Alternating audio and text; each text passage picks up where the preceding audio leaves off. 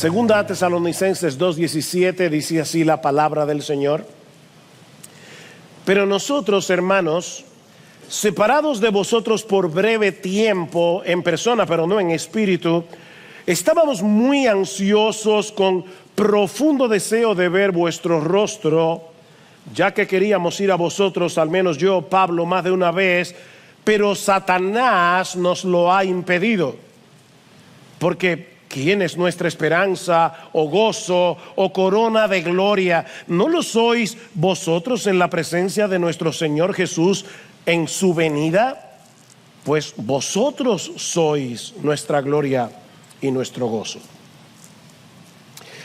Si yo les preguntara ¿cuál es la marca distintiva del cristiano? ¿Qué es lo que evidencia sin lugar a dudas que una persona es un verdadero discípulo de Jesús?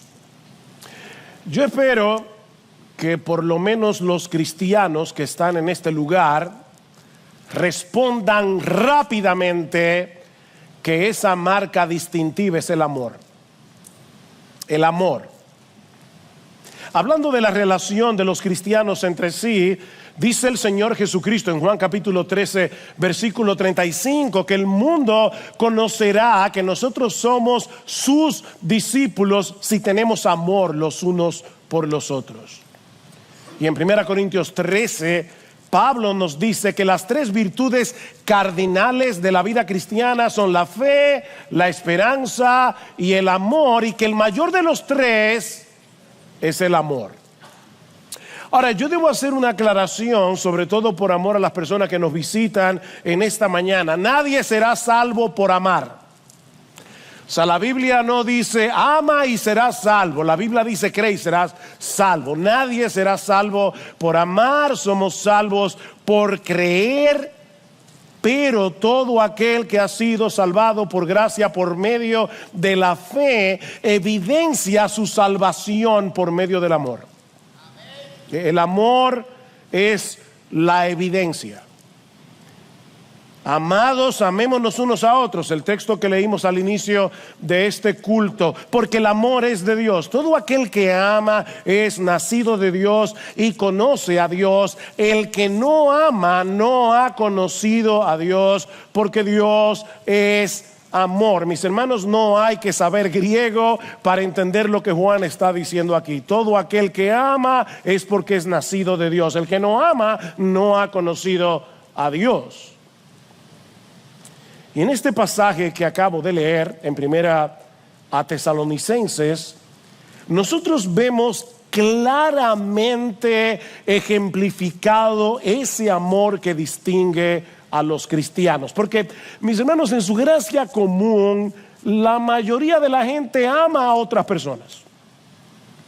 Pero aquí estamos hablando de un amor distintivamente cristiano, y lo veremos a medida que vamos desarrollando este mensaje. Y en Pablo nosotros tenemos un ejemplo de ese tipo de amor. Ahora, antes de entrar a considerar el contenido de este pasaje, es muy importante que nosotros veamos un poco de su contexto. Al poco tiempo de que Pablo y su equipo misionero llegaran a Tesalónica a predicar el evangelio, los judíos juntaron una turba que forzó a Pablo, a Silas y a Timoteo a huir de la ciudad. Y es así como Pablo y los demás llegan a Berea. De manera que los misioneros tuvieron muy poco tiempo, apenas unas pocas semanas, para discipular a estos nuevos creyentes y confirmarlos en su fe. Y tal parece que sus adversarios, los mismos que forzaron su salida, aprovecharon la ausencia de Pablo y de los misioneros para desacreditarlos, diciendo a estos nuevos creyentes que estos evangelistas en realidad no tenían ningún interés en ellos, que los habían abandonado. Y es precisamente para responder a esa acusación que Pablo escribe esta porción de la carta, que va desde el versículo 17 del capítulo 2 hasta el capítulo 3, versículo 12. Esto es toda una sola porción de la carta a los tesalonicenses. Y en toda esta sección hay una gran carga emotiva que no se percibe con la misma fuerza en nuestra versión en español. Para aquellos que nos visitan, el Nuevo Testamento se escribió en el idioma griego, y siempre que se traduce un documento de un idioma a otro, algo se pierde. El comentarista Hendrickson, cuando digo que algo se pierde, me refiero a la fuerza, no a la palabra en sí. Nosotros tenemos la palabra de Dios en español y es la palabra de Dios. Pero es función de los predicadores tratar de desentrañar lo que está detrás del texto y que no podemos ver en nuestra versión en español. El comentarista Hendrickson dice que a partir de este momento el estilo de Pablo se torna intensamente emocional. Las palabras mismas parecen temblar, dice Hendrickson. Es por eso que hemos titulado este sermón Anatomía del amor cristiano. Porque miren, mis hermanos, cuando uno lee este pasaje con detenimiento, casi puede escuchar el latido de Pablo, el latido de su corazón por estos hermanos de Tesalónica. Vamos a dividir este pasaje en tres partes y yo espero que sean fáciles de recordar. En primer lugar, un anhelo ferviente. En segundo lugar, un obstáculo formidable. Y en tercer lugar, una esperanza motivadora. Miren qué fácil. Un anhelo ferviente, un obstáculo formidable y una esperanza motivadora. Veamos entonces, en primer lugar, el anhelo ferviente de los misioneros y especialmente de Pablo de regresar a Tesalónica para fortalecer a estos nuevos creyentes en la fe. Vean otra vez el versículo 17.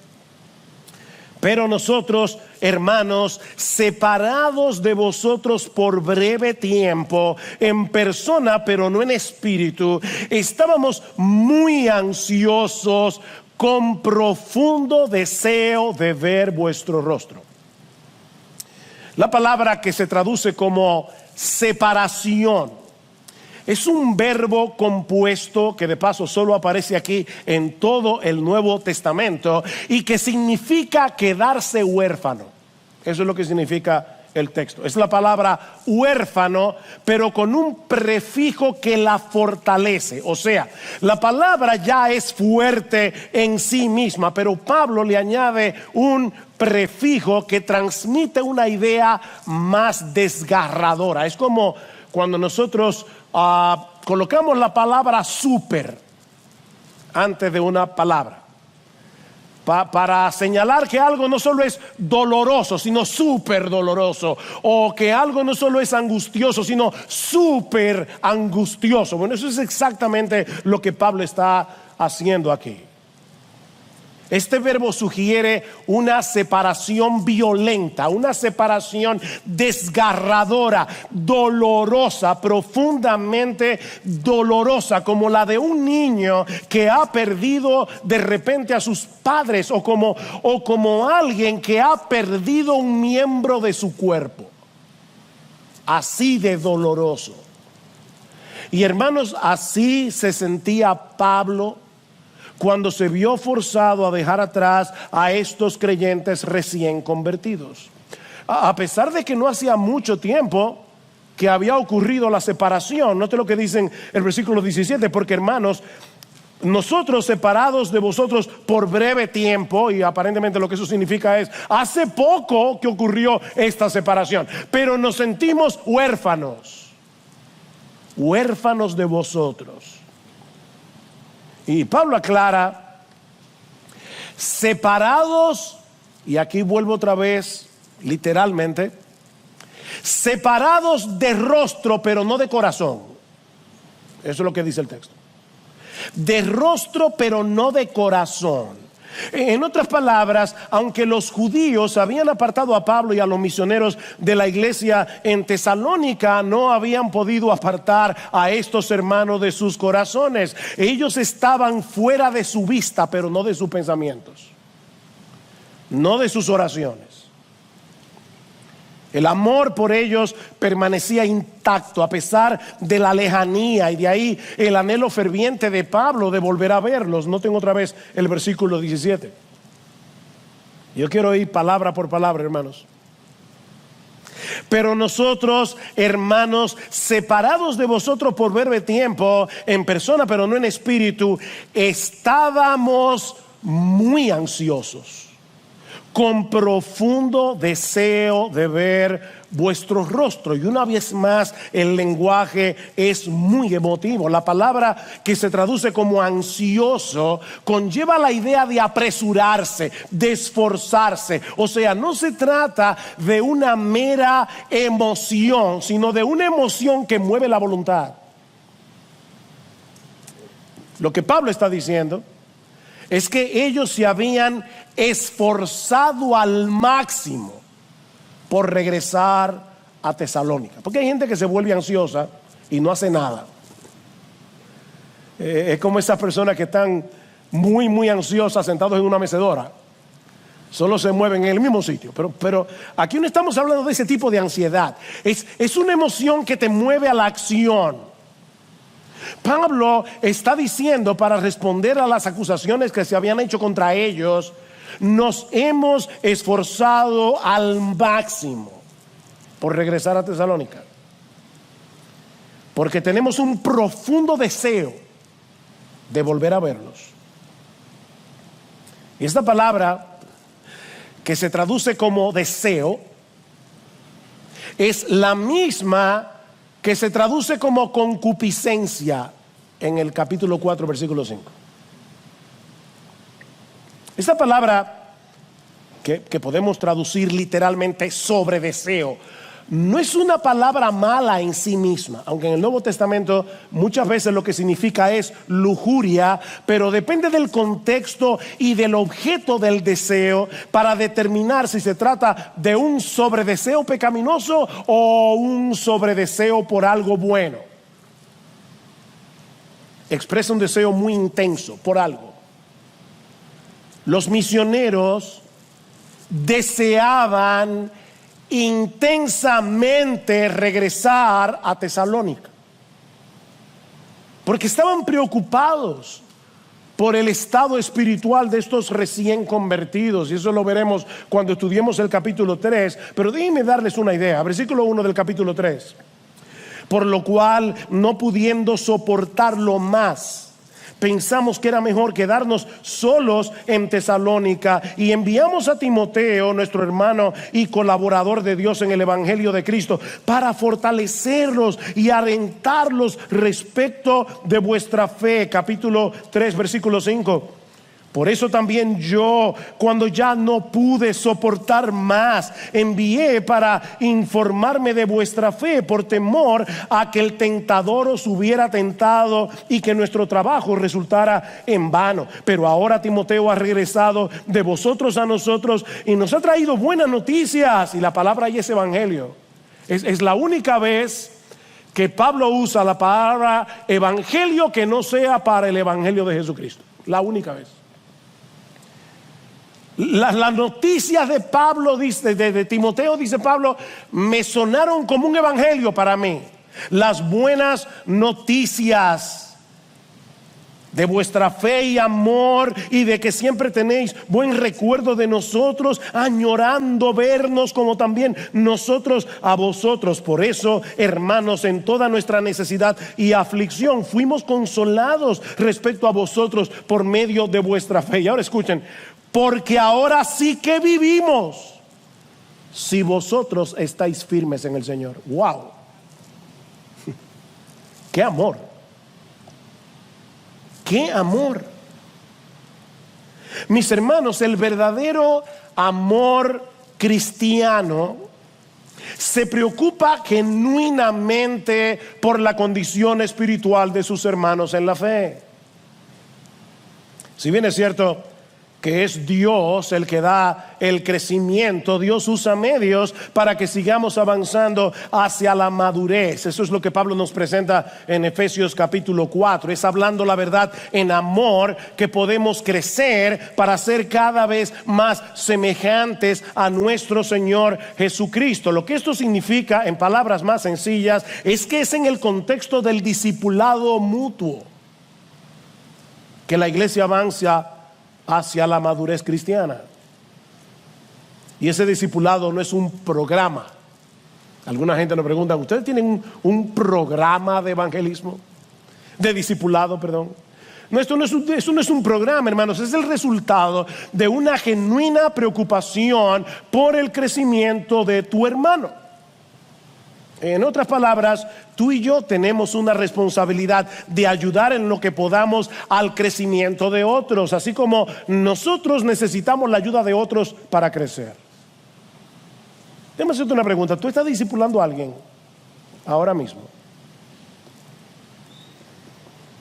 El discipulado no tiene que ser una cosa de 1 año, de 2 años, de 3 años. Puede ser simplemente que tú tomes a un nuevo creyente y le enseñes cómo leer su Biblia, cómo orar, cómo confesar sus pecados, animarlo a ser miembro de la iglesia.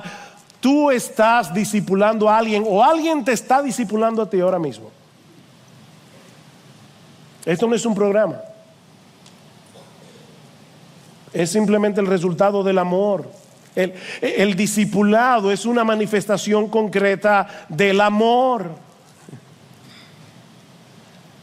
Pablo, Silas y Timoteo estaban realmente preocupados por el estado espiritual de estos nuevos creyentes. Pero ¿sabes qué? Dios espera ver esa mutua preocupación en todos los cristianos. Esto no es simplemente el amor de Pablo, porque tú sabes que Pablo era un súper cristiano. Pablo era súper espiritual. No, Pablo era un cristiano y era un hombre sujeto a pasiones iguales que las tuyas y las mías. Dios espera eso de todos nosotros. Pablo dice, escribiendo a los Corintios, que Dios espera que en la iglesia no haya división, sino que los miembros tengan el mismo cuidado unos por otros. ¿Oíste eso? Dios espera que en la iglesia tengamos el mismo cuidado unos por otros. Dime hacerles una pregunta que yo tuve que hacerme esta semana. Porque para serles muy honesto, y se lo comentaba a mi esposa en estos días, preparar este sermón fue muy duro para mí, porque vi mi pecado con una claridad asombrosa. Mi falta de amor. Yo necesito crecer en amor. Y tú también. Porque el estándar es llegar a amar como Jesús. Claro que nos falta. Que os améis unos a otros como yo os he amado. Ese es el estándar, ¿no? Así que déjame hacerte la pregunta. ¿Cómo fue que Pablo llegó a desarrollar esa capacidad de amar tan intensa y genuinamente? Porque déjame decirte algo, Pablo no nació así. Hay personas que dicen que él nació así. No. Pablo no nació con una disposición natural hacia el amor. Todo lo contrario, Pablo fue un fanático religioso que llegó a perseguir a los cristianos con saña. O sea, antes de ser cristiano, Pablo tenía una gran capacidad de odiar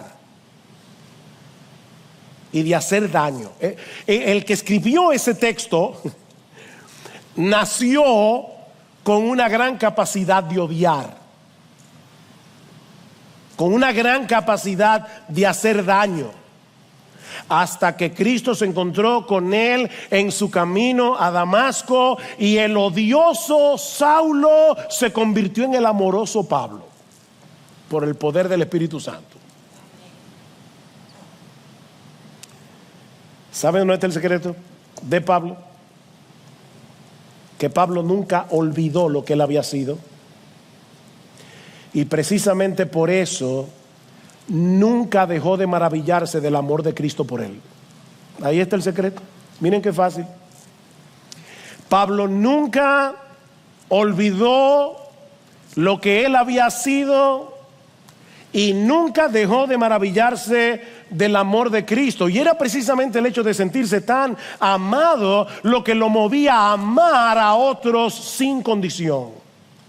Él mismo escribió en 2 Corintios capítulo 5 versículo 14, el amor de Cristo nos constriñe, el amor de Cristo nos presiona, el amor de Cristo nos motiva pensando esto, y lo que significa es considerando seriamente esto, que si uno murió por todos, luego todos murieron y por todos murió, para que los que viven ya no vivan para sí, sino para aquel que murió y resucitó por ellos. ¿Ves el ya no vivan? Porque todos nosotros antes de ser cristianos vivíamos para nosotros mismos, pero alguien llamado Jesús murió por nosotros en una cruz. ¿Y sabes para qué? Para que ya no sigas viviendo para ti mismo.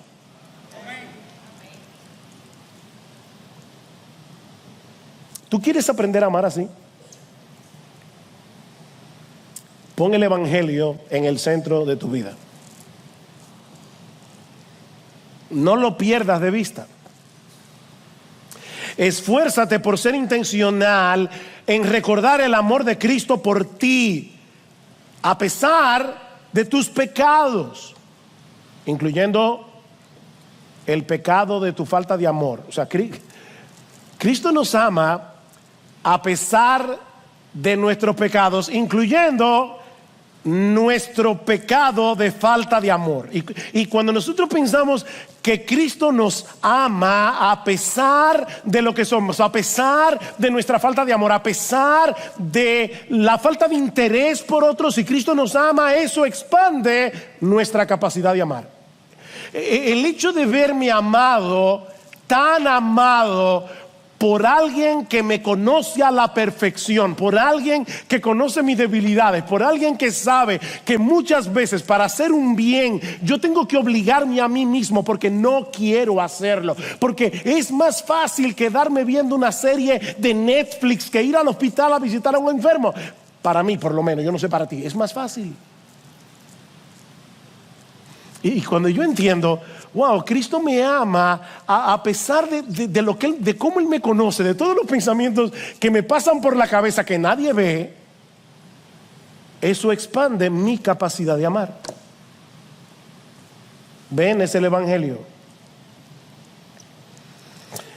En cierto modo,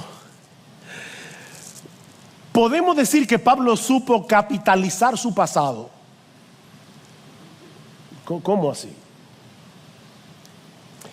Bueno, que en vez de paralizarse por la culpa de haber sido un perseguidor de la iglesia, Pablo convirtió su pasado pecaminoso en una especie de combustible que alimentaba la llama de su amor por Cristo y de su iglesia. Wow, Cristo me ama. A pesar de lo que fui, a pesar de lo que soy, Pablo nunca dejó de asombrarse que Cristo lo amara tanto, que no solo lo salvó, sino que lo convirtió en un apóstol. Pablo dice en Efesios 3, me encanta este versículo: a mí, que soy menos que el más pequeño de todos los santos. Definitivamente Pablo sabía acumular las palabras, ¿verdad? Para expresar una idea. A mí, que soy menos que el más pequeño de todos los santos, me fue dada esta gracia de anunciar entre los gentiles el evangelio de las inescrutables riquezas de Cristo. Pablo dice, yo no puedo entender cómo Cristo me ama tanto. Y por eso podía amar como Él amaba, siendo un hombre como tú y como yo, que seguramente tenía que luchar con sus propios pecados.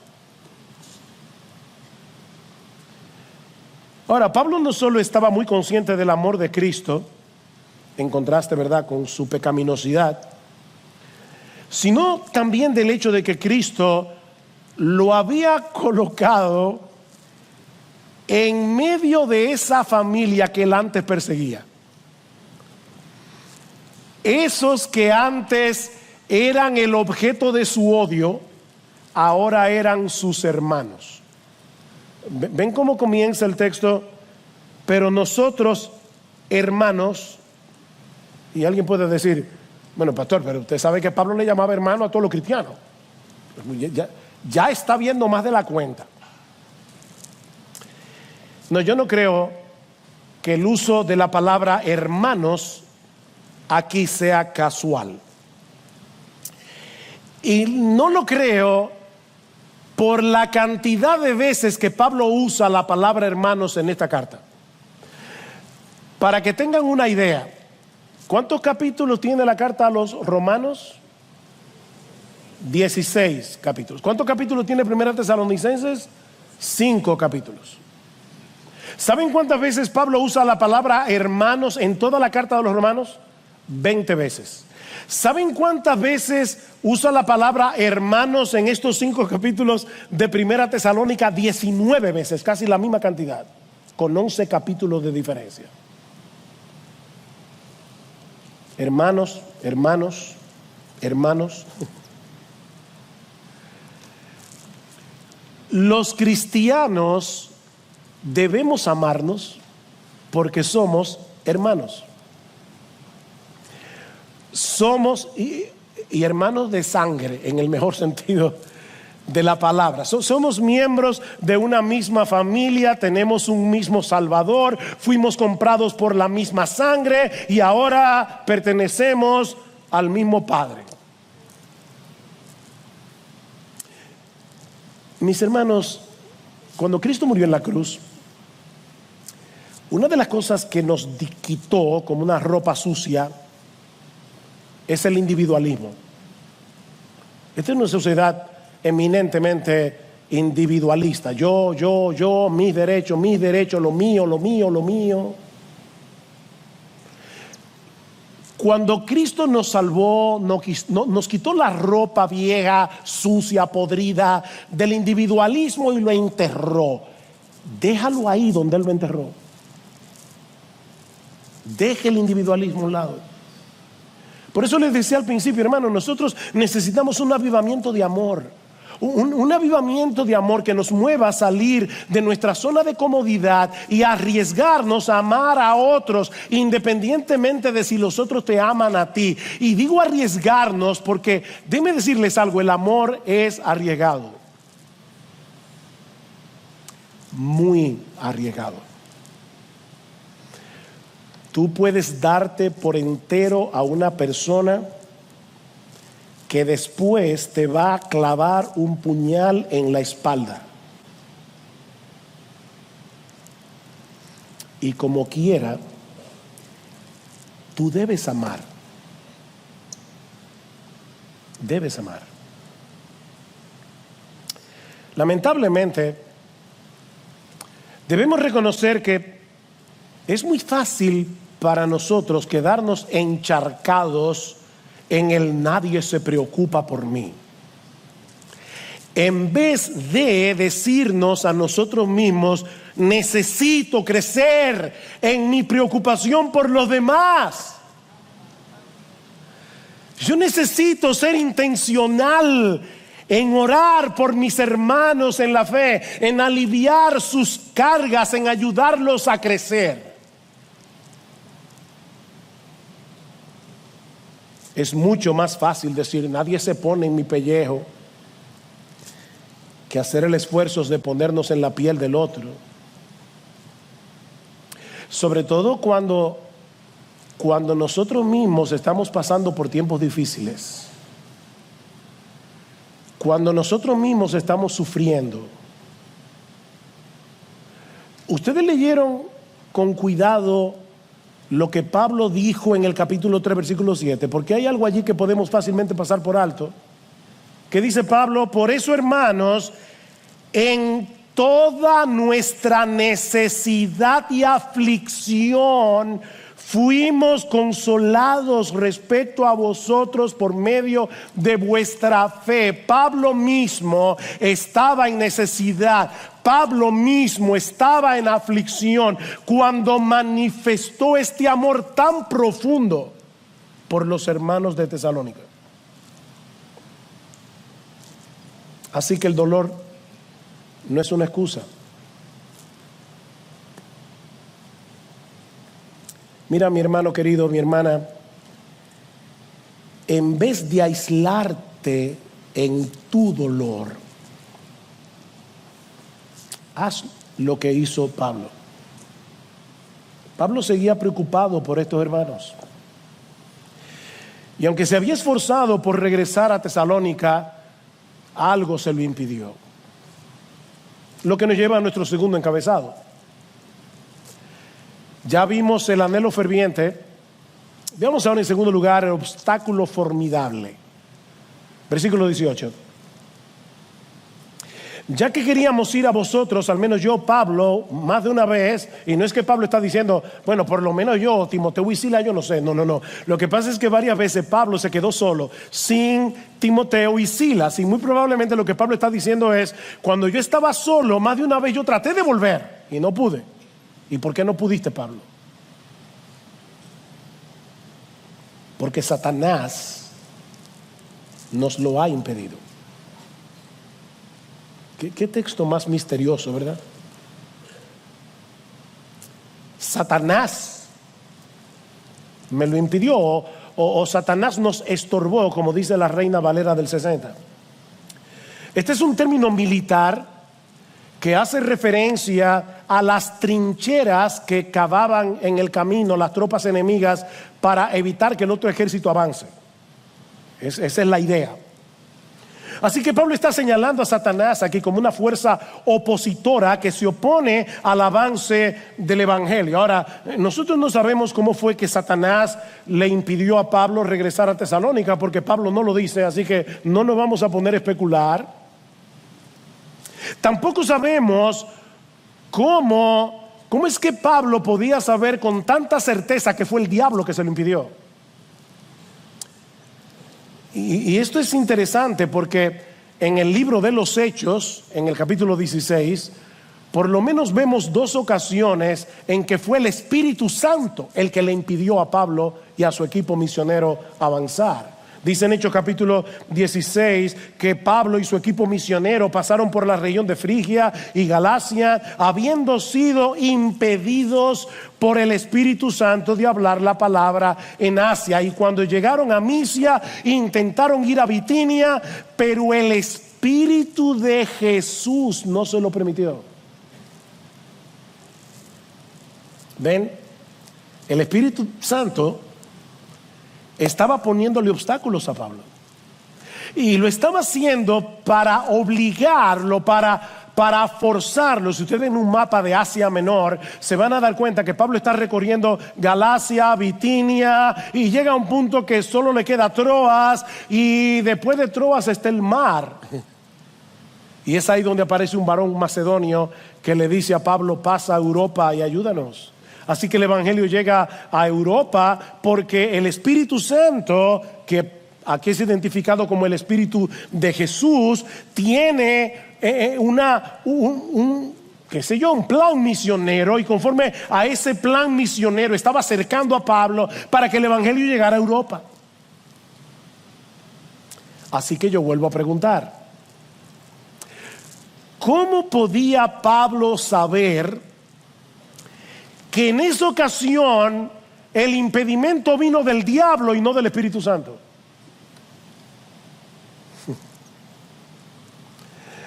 Bueno, la respuesta puede ser porque el impedimento estaba viniendo de parte de los judíos que odiaban el evangelio, y viendo el instrumento, Pablo dice, el diablo los está usando. O puede ser que el mismo Espíritu Santo le revelara a Pablo de dónde venía el impedimento. Pero independientemente de eso, hermanos, hay al menos 2 cosas que debemos tomar en cuenta aquí.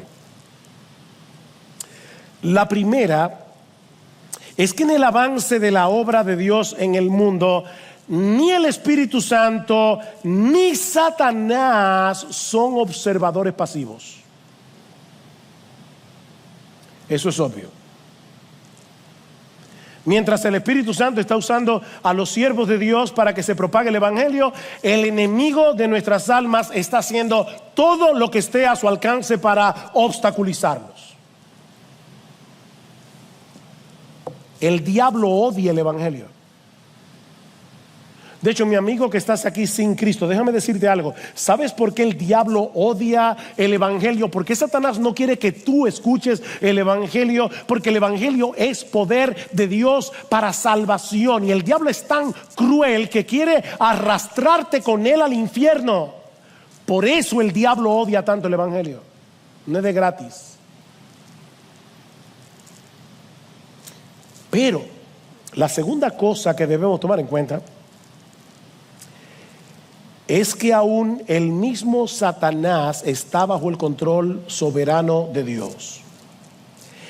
Y por lo tanto, él no puede actuar sin su permiso. ¿Recuerdan en Lucas, capítulo 21, versículo 22-31, cuando Cristo le dice: Pedro, Satanás os ha pedido para zarandearlos como a trigo, pero yo he rogado por ti para que tu fe no falte. Satanás os ha pedido, porque él no puede hacer absolutamente nada a menos que Dios se lo permita. Y cuando Dios se lo permite, es porque tiene un propósito superior en mente. Dios usa al mismo diablo para llevar a cabo sus planes. Tal vez Él quiere hacernos más conscientes de nuestra debilidad y llevarnos a depender más de Él en oración. O simplemente Él quiere redireccionar nuestros pasos hacia otro ministerio o hacia otro lugar, y está usando al diablo para llevar a cabo su plan. Porque de una forma u otra, la voluntad soberana del Dios soberano termina imponiéndose. Y gloria a Dios por eso. De hecho, si lo pensamos bien, nosotros debemos darle gracias a Dios de que Él le haya permitido al diablo impedirle a Pablo regresar a Tesalónica. ¿Por qué? Porque de no haber sido así, Pablo no hubiera escrito esta carta, ni la segunda. Qué sabio es Dios. De haber tenido éxito en su deseo de volver, Pablo no hubiera tenido la necesidad de escribir Primera Tesalonicenses ni Segunda Tesalonicenses. Y la iglesia de Cristo se habría perdido de dos tesoros tan valiosos.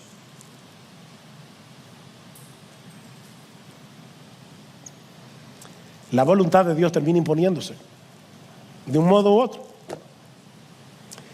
Y su voluntad siempre es buena, es agradable y es perfecta, dice Pablo en Romanos 12. Siempre. Aun cuando usa al mismo diablo.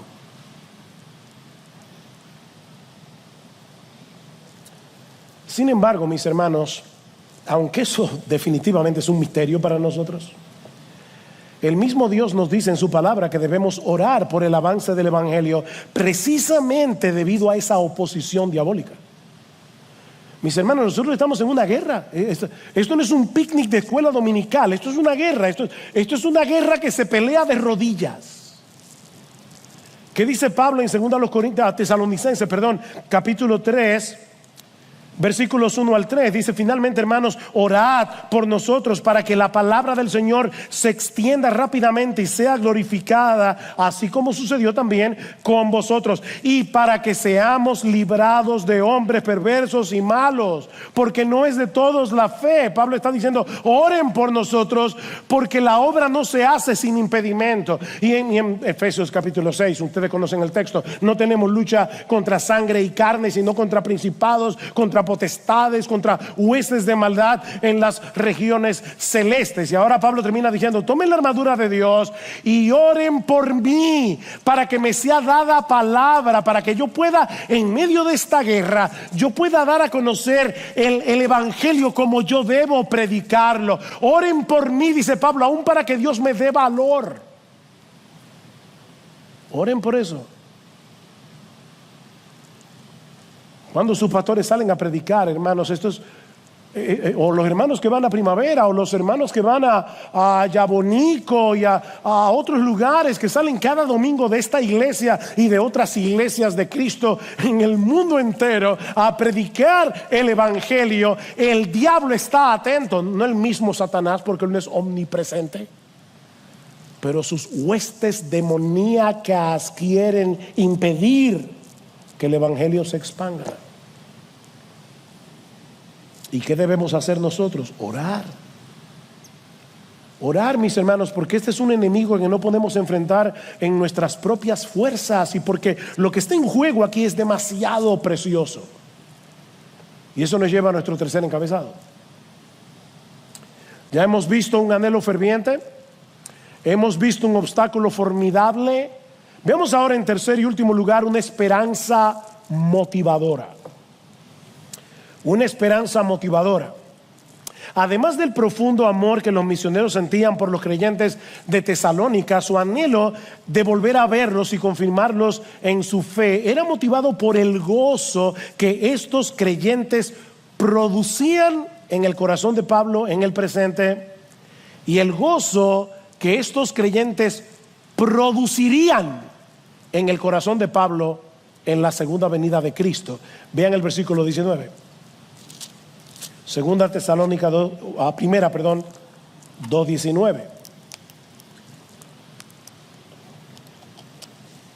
Porque ¿quién es nuestra esperanza, o gozo, o corona de gloria? ¿No lo sois vosotros en la presencia de nuestro Señor Jesús en su venida? Pues vosotros sois nuestra gloria y nuestro gozo.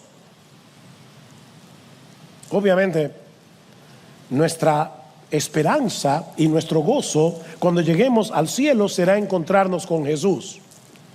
Nada sobrepasará el gozo y la alegría de estar en su presencia. Pero lo que Pablo está diciendo es que también será motivo de mucha alegría ver en nuestros hermanos, estoy escogiendo cada palabra, no ver a nuestros hermanos, no, eso también será de alegría, pero ver en nuestros hermanos el resultado del trabajo que hicimos aquí para beneficio de ellos.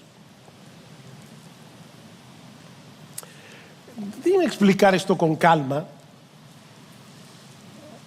porque quiero animarlos. Miren, hay muchas personas que intervienen en la salvación y edificación de cada creyente. Y es imposible establecer de este lado de la eternidad qué papel le tocó a cada uno. Escribiendo a los Corintios, Pablo dice: yo planté, Apolos regó, pero el crecimiento lo ha dado Dios. Así que ni el que planta es algo, ni el que riega es algo, sino Dios que da el crecimiento. Así que al final la gloria es de Dios, porque Él es el que hace eficaz el fruto de nuestro ministerio. Pero en ese mismo pasaje Pablo dice que nosotros somos colaboradores de Dios. Somos colaboradores. ¿Qué socios tiene Dios, verdad? Somos colaboradores de Dios. Y todos los que intervinieron en esa cadena de evangelismo, discipulado, recibirán su recompensa. Tal vez tú fuiste el primero en compartir el evangelio con alguien que en ese momento no reaccionó. Luego vino otro y regó la semilla que tú habías sembrado. Y luego vino otro, años después, ya tú ni te acuerdas que tú le predicaste el evangelio a esa persona, que volvió a regar la semilla que tú sembraste. Hasta que allí fue cuando Dios dijo: vive, y la persona se convirtió.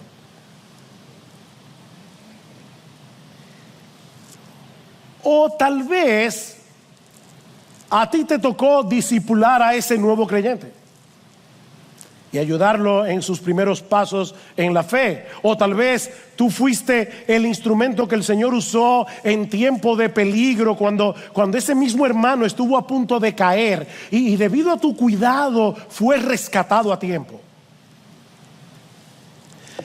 sea lo que sea que tú hayas hecho por la salvación de algunos, por la santificación de otros, mis hermanos, todo será recordado y recompensado en aquel día.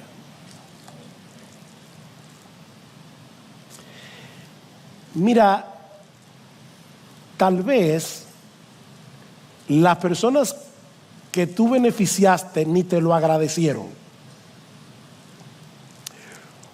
O tal vez ya tú ni te acuerdas que tú fuiste parte de ese proceso. Ni te acuerdas. ¿Tú recuerdas a todas las personas que tú has animado en esta iglesia?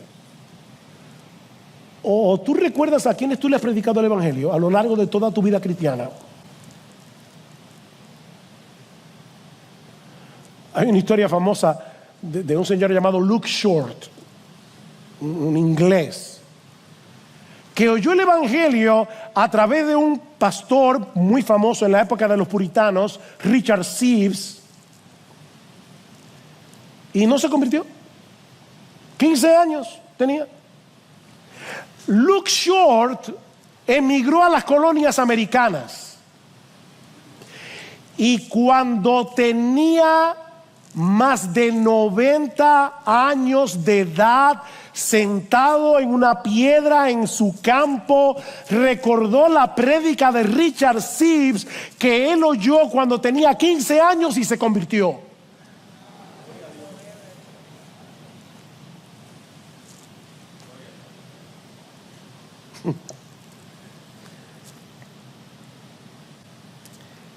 Tú te olvidaste de que tú fuiste parte de eso, pero Dios no olvida. Dios no olvida. Y a nadie dejará sin recompensa. Recuerda, yo quiero animarte. Dice el autor de la carta a los Hebreos que nuestro Dios no es injusto para olvidar vuestra obra y el trabajo de amor que habéis mostrado hacia su nombre, habiendo servido a los santos y sirviéndoles aún. Dios no es injusto. Tú fuiste parte de esa cadena, recibirás tu recompensa. ¿Recuerdan lo que predicamos en el 45 aniversario de nuestra iglesia? Dice Pablo que debemos abundar en la obra del Señor, siempre sabiendo que nuestro trabajo en el Señor no es en vano. No es en vano. ¿Y sabes cuál será tu recompensa? Bueno, ese es un tema muy amplio en la Biblia, el tema de las recompensas. Y yo no pretendo en 2 minutos decir todo lo que la Biblia enseña acerca de ese tema. Pero en gran medida, la recompensa será ver el gozo del resultado de todo lo que hiciste para Cristo y para su iglesia. Ese gozo en los creyentes y en tu propio corazón será parte de la recompensa. ¿Qué le dice Pablo a los tesalonicenses? Ustedes serán mi corona de gloria. Ustedes serán mi corona de gloria. Mi recompensa y mi gozo, dice Pablo, será verlos allí en cuerpos glorificados, reflejando ya sin pecado la gloria de nuestro Señor y Salvador, y escucharle a Él, a mi Señor, a mi precioso Salvador, decirme a mí, por causa de ustedes que van a estar allí en cuerpos glorificados: Pablo, bien, buen siervo y fiel. Esa será mi corona.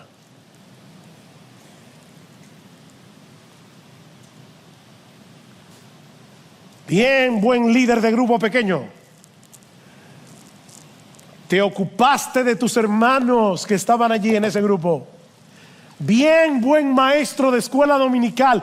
Tú ni te acuerdas a quién le diste clases cuando ese niño tenía 8 años, pero tú sembraste una semilla en el corazón de ese niño cuando tú eras maestro de escuela dominical, y sin tú saberlo, con el paso del tiempo, Dios fue enviando persona tras persona tras personas que regaron esa semilla hasta que germinó. Y cuando estemos en la gloria, nosotros veremos a todos esos esos santos brillando con la gloria de Jesús y Cristo diciendo: no, ven acá, mi hijo, ven acá, ven acá. Tú ves ese que está ahí, bien buen siervo y fiel,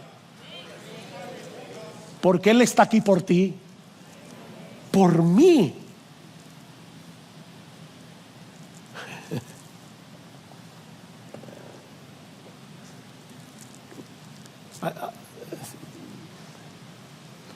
Estoy mirando el reloj.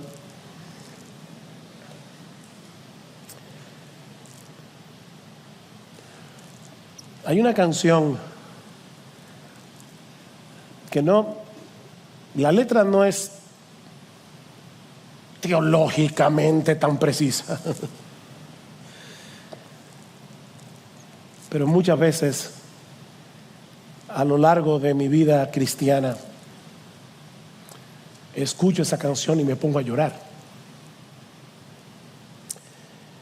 Y es un individuo que narra un sueño. Ya, yo sé que algunos miembros de IBCJ ya se ponen nerviosos. Dice: yo tuve un sueño. En el sueño yo llegaba al cielo y caminando por la calle de oro me encontré contigo.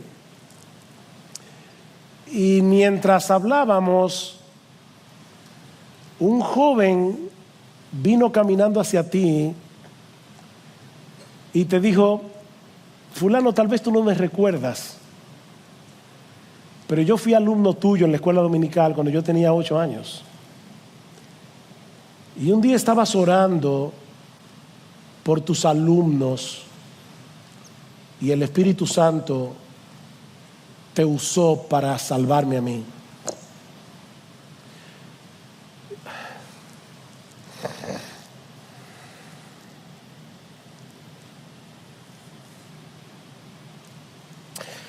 Y luego vino otro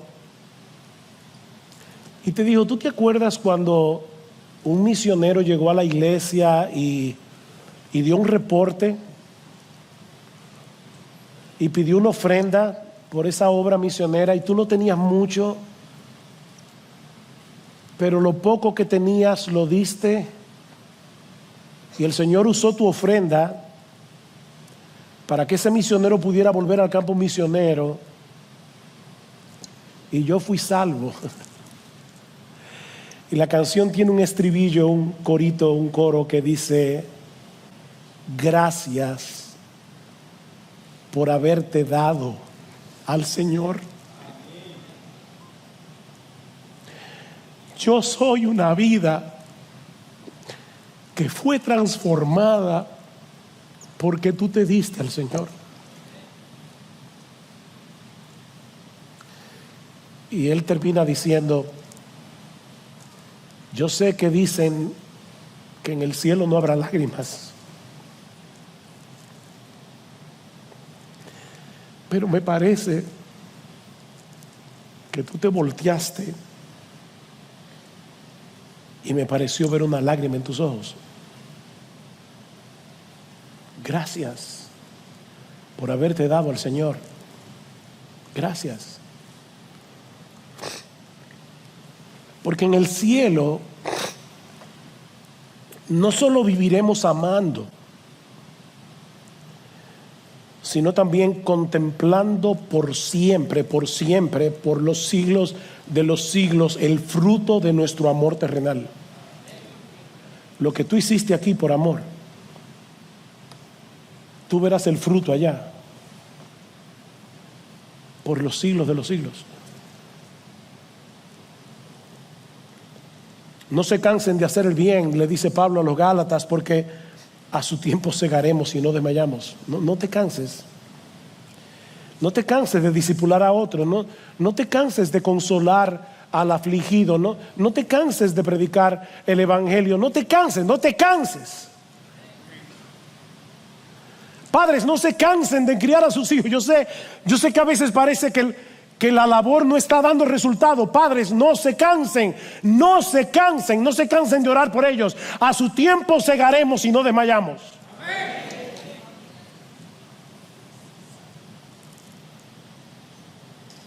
trabaja arduamente,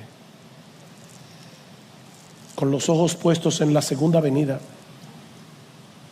No aquí, no allá, porque ese será el día de nuestra coronación.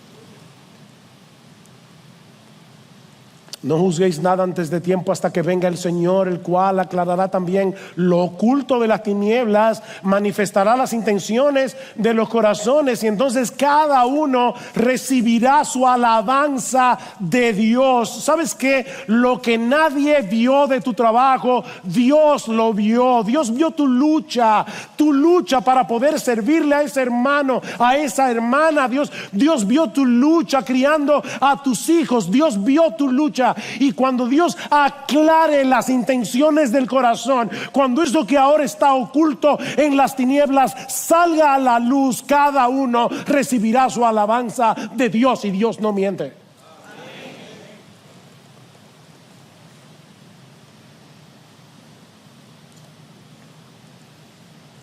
Y mientras llegue ese día,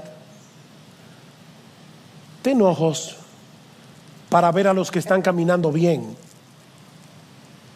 y anima tu corazón con ellos. ¿Qué dice Pablo en el versículo 20? Ustedes sois, ahora, no que lo serán cuando Cristo vuelva, ustedes sois nuestra gloria y nuestro gozo.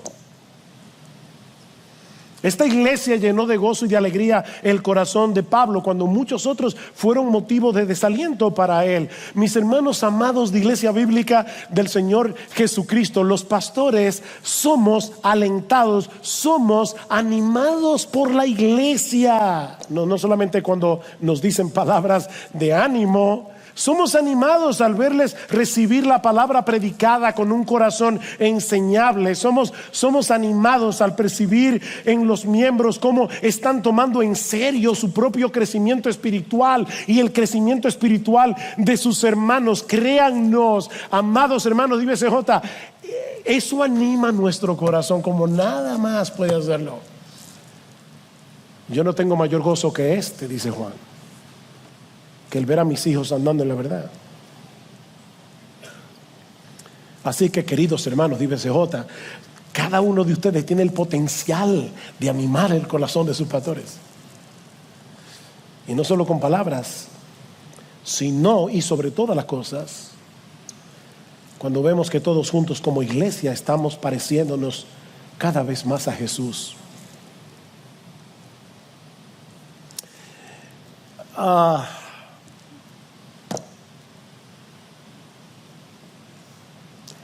Yo no puedo terminar sin decir dos cosas. Sí, me pasé. Una vez al año no hace daño, dicen los cubanos. Déjeme añadir solo dos cosas. Voy a tratar de ser breve. Voy a ser breve. La primera es que vuelvas a recordar el Evangelio. Vuelve a recordar el Evangelio, porque miren, es muy difícil escuchar un mensaje como este y no sentirse muy mal, bien convicto de pecado. Se lo digo por mí. Nos quedamos tan cortos al ver ese ejemplo de amor.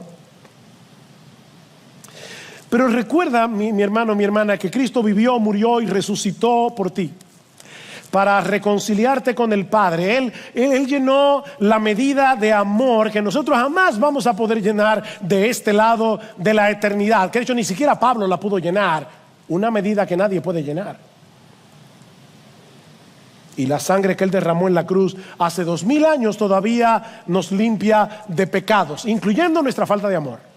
Si confesamos nuestros pecados, Él es fiel y justo para perdonar nuestros pecados y limpiarnos de toda maldad. ¿Has podido identificar en ti falta de amor? ¿Has podido identificar en ti áreas en las que tú puedes crecer en el amor? Pídele perdón al Señor y el Señor te perdonará. Recuérdate de nuevo el Evangelio para que no te quedes aplastado por el peso de la culpa y puedas regocijarte otra vez en tu salvación y seguir corriendo. Pero no lo dejes ahí. Y aquí está mi segunda aplicación. Todos nosotros necesitamos seguir creciendo en nuestra capacidad de amar a los demás. Y esa gracia del perdón que Cristo nos ofrece en el Evangelio debe ser el combustible que nos impulse a seguir avanzando hacia la madurez. Y avanzar hacia la madurez no es otra cosa que parecernos cada vez más a Él. La razón por la que somos recibidos en la presencia de Dios es la obra de Cristo a nuestro favor. Como decíamos al inicio de este mensaje, no somos salvos por amar, somos salvos por creer. Cree en el Señor Jesucristo, cree y serás salvo. Pero Cristo es tan bueno y tan poderoso que Él no nos deja como nos encuentra. Así como Él convirtió al odioso Saulo en el amoroso Pablo, Cristo nos libera de la esclavitud del pecado, nos libera del orgullo, nos libera del egoísmo, para que ahora seamos capaces de amar con esa clase de amor con el que somos amados por Él. No creas que por el hecho de ser salvo ahora el amor fluye. Porque si fuera así, Juan no dijera: amados, amémonos unos a otros. Es una orden. Ya fuiste capacitado para amar, ahora ama. Ama. Recuerda que el amor de Cristo es el que nos constriñe, es el que nos impulsa, es el que nos motiva al considerar seriamente que si uno murió por todos, luego todos murieron y por todos murió, para que los que viven ya no más vivan para sí, sino para aquel que murió y resucitó por ellos.